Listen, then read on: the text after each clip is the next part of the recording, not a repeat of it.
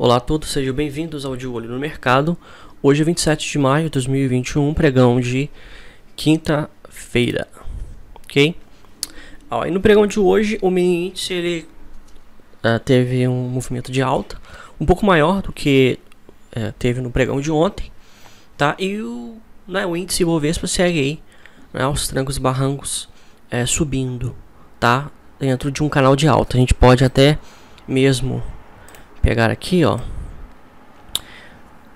deste início aqui, traçar,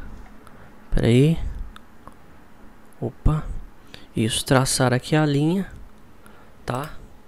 E aí nós temos o canal de alta, tá? Nós temos aqui as linhas de retorno do canal e ele segue aí em direção ao alvo em 125.935 pontos, ok?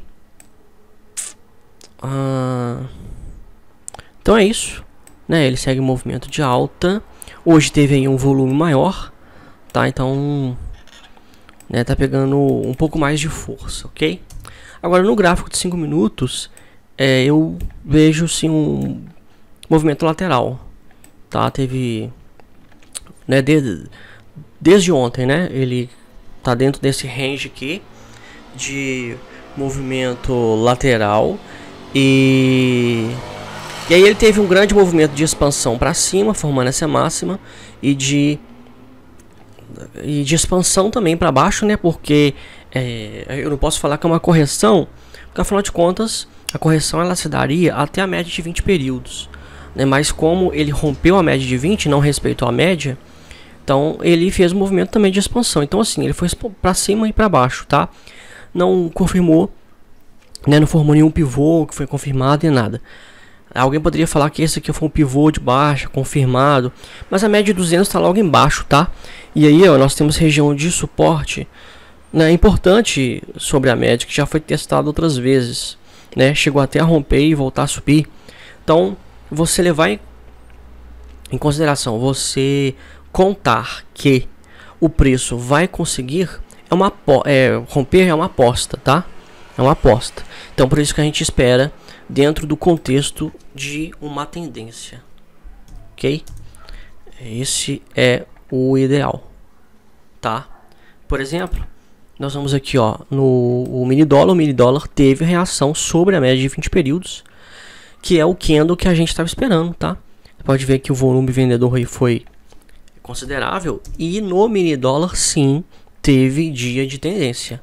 Aí sim, aí bacana, tá? Aí nós vemos aqui, ó, lá em cima ele sai da média de 20, forma um fundo mais baixo que a região de fundo anterior, forma um topo, uma região de topo mais baixa que o topo anterior, e aí rompe aqui, confirmando esse pivô.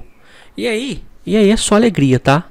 Só alegria. Você pega a ferramenta de preço de Fibonacci no Profit Chart, pega o início e faz as projeções. Das projeções aqui de Fibonacci, a retração de 61.8 na cabeça do pivô, teve a projeção em 5,27, rompeu, fomos com a segunda projeção, que foi cravada aqui, ó, de 0.5. Eu fiz um estudo hoje, na hora que eu fiz o estudo, ele estava voltando aqui, e eu peguei e tracei este alvo e falei, projeção de 0.5, né, de 50% atingida, apenas se romper, vai a projeção de 38.2. Ele chegou aí para cima, mas voltou a cair, rompendo e atingindo, cravando aqui, ó, a projeção de 38.2 da cabeça do pivô, tá? Aqui já foi no leilão, né? Então, né, a região da mínima do dia foi exatamente o último alvo de Fibonacci deste pivô, tá? Para quem não sabe a projeção de Fibonacci, né, no meu curso eu falo fundamentos de análise técnica, mas é o seguinte: após você usar todas as retrações sobre o primeiro pivô, a gente parte para o segundo, tá? Então o segundo pivô era esse. Então se fosse para ter um novo alvo, então rompeu aqui, então o novo alvo seria em aqui, ó. A gente começa com a retração de 61.8 na cabeça do pivô, e aí assim sucessivamente, tá? Mas teve aí essa possibilidade, né? Tendência de baixa hoje no mini dólar, clara, né? E tranquilíssima, tá? Do rompimento até a mínima foram aí cerca de 44 pontos, tá? Então possibilidade de 44 pontos aí no mini dólar no pregão de hoje. Então é isso que a gente espera, tá? É nesse contexto que eu faço as minhas análises, meus estudos, né? No contexto de uma tendência, onde o primeiro pivô da tendência é formado, ele é confirmado, e aí sucessivamente, né? Tem o primeiro, o segundo, o terceiro, tá? Você pode ver que foi de 3 a 4 pivôs formados, né? Topos e fundos descendentes, perdão, na tendência de baixa. Então foi tranquilaço no mini dólar no pregão de hoje, né? Sobre a média de 20 períodos, que é uma região importante, parece que o mini dólar vai pegar aí embalo em direção ao alvo, né? R$5,08. Esse alvo aí que nós já estamos aí desde semana passada, retrasada, não sei, tá? Que a gente está com esse alvo, ok? Então de mini índice e mini dólar é esse. BOVA11 perdeu, né, um pouco aqui, ó, né, a força, tá? Vou esperar o BOVA11 esperar uma correção, né? Embora também, na minha opinião, o BOVA11, né, é um ativo, né? Ele não é uma ação, né? Ele é um ETF, mas é um ativo que na minha opinião é bastante caro, tá? Bastante caro. EALT 4 teve uma reação, segurou na média de 20, tá? Então não tem setup altista para ponta compradora, tá? Né? Quem opera a média de 9 períodos do Léo Williams com certeza teve aí um 9.1, né? Deixa eu ver se tem aqui a média. Virou para cima. Aí a pessoa, né, já considera o 9.1, se rompeu aqui em cima é compra. Eu não gosto porque a média de 20 períodos ela é uma média forte, tá? Ela é uma média forte. Então assim, não é porque eu fiz uma média de 9 para cima que é compra. Na minha opinião, não.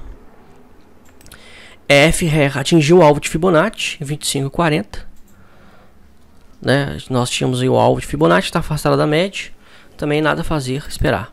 AMAR 3, vamos aqui em AMAR 3, fez um repique, tá? E rompeu forte. Também não vejo setup de compra, afastado da média de 20, tá? Média de 20 sempre é a nossa referência. GPCP3 não segurou na média de 20, tá caindo forte, tem que esperar formar um pivô de baixo. Azul ontem foi o papel que mais subiu, hoje um dos papéis que mais caiu, né? Muito afastado da média de 20. Ontem mesmo eu falei não, muito afastado, né?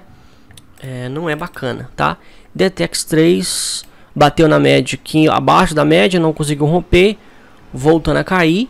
Um suporte importante é aqui embaixo, né, nessa região aqui, ó, 20 e 39.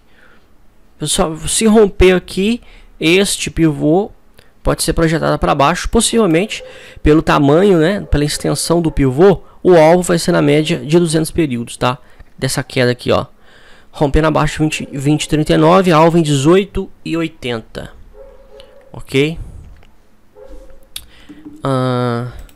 E o mercado americano, ele continua em movimento lateral, tá? Ele, né, tá, olha só, dentro do grande movimento lateral, a gente tem que pegar o retângulo aqui.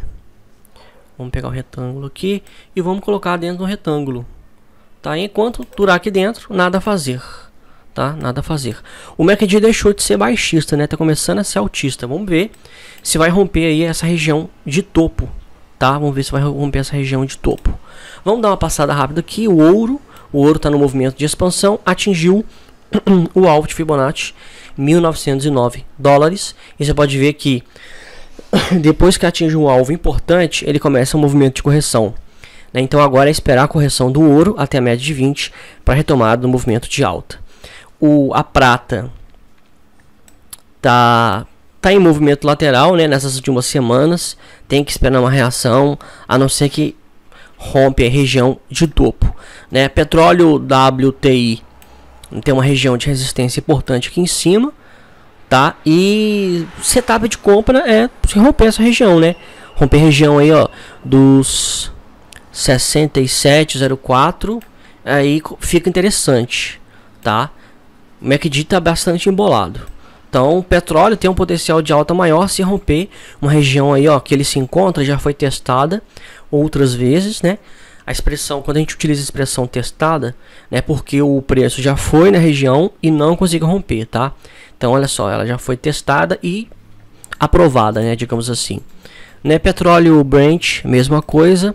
Nasdaq. A Nasdaq rompeu acima da média de 20, tem que esperar a média de 20 virar, né, formar um pivô. O índice de Hong Kong, né, ele está dentro de uma região de grande lateralização, tá? A gente pode ver aqui, ó, que ele está dentro de uma região de grande lateralização, né? Ele se encontra aqui, ó, próxima região que ele já testou outras vezes e não conseguiu romper, tá? Então tem que esperar romper, tem que esperar formar um pivô, formar um pullback, que do contrário, sem tendência, tá? Não tem como falar que vai subir, vai cair, nem nada. O DAX da Alemanha, depois de ter subido bastante, também está aí dentro de uma região de lateralização, né? Vamos também colocar aqui, ó, dentro da região de lateralização e esperar para ver. Os principais pares de moeda, os majors, né? Vamos passar rapidamente sobre eles. Euro, euro-dólar, euro-USD. Também nos últimos dias, né? Também em movimento lateral. Tem que esperar ver se ele vai tocar na média e vai subir, rompendo aqui a máxima em 1226. E para ver se ele vai subir, MACD bastante embolado, né? Sinal que o mercado está muito indeciso, tá? O USD-JPY, dólar americano e iene japonês, ele fez um candle bonito sobre a média de 20 períodos, mas o preço, ao invés de vir acima da média, tocar e voltar a subir, como se dá no setup ponto contínuo, ele vem de baixo, tá? E o MACD bastante embolado. Então, se o MACD tivesse altista, começando a ficar altista, a gente poderia, né, fazer uma inferência, né, de que os preços, né, tá entrando volume altista e tudo mais, mas ele tá numa região de resistência muito importante e tem um topo, né, logo ali em cima. Então tem que ver se a relação risco-retorno é boa para entrar comprado nesse par de moedas, tá? Às vezes não é interessante. O libra esterlina, dólar americano, também em movimento lateral, né? Você pode ver aqui, olha só, a maioria dos pares de moedas, né, estão em movimentos laterais. Dólar americano e franco suíço está baixista, né? Mas nos últimos dias também é um movimento lateral, né? Não tem aquele fluxo, tá? O mercado forex ele é bastante empacado, né? Olha só o tanto, olha essa queda aqui, ó, do dólar americano franco suíço. Olha quantos candles pequenos, tá? Então assim, é muita volatilidade e é pouca oscilação, pelo menos no gráfico diário, né? Pouca oscilação todos os dias. Então é bem pouquinho que ele vai andando, né? Bem pouquinho mesmo.